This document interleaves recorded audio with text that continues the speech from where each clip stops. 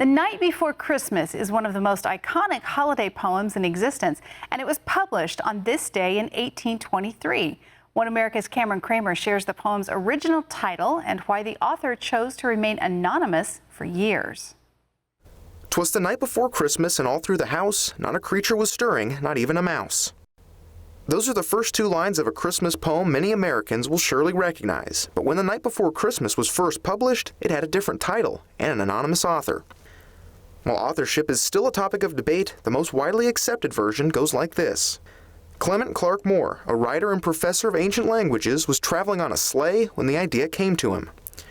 Using a version of St. Nicholas that was likely borrowed from his friend and fellow writer Washington Irving, Moore penned a tale of a father waking up to witness St. Nicholas in an airborne sleigh pulled by 8 reindeer. Moore's work relies on numerous nods to the Dutch culture, including the use of reindeer. That portion of the poem is likely something Moore learned from Irving.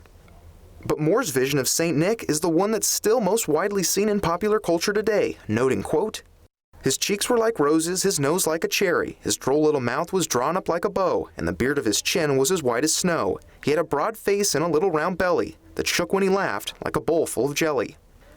A friend reportedly sent the finished poem to a Troy, New York-based newspaper, which published it anonymously on December 23, 1823, under the title, A Visit from St. Nicholas.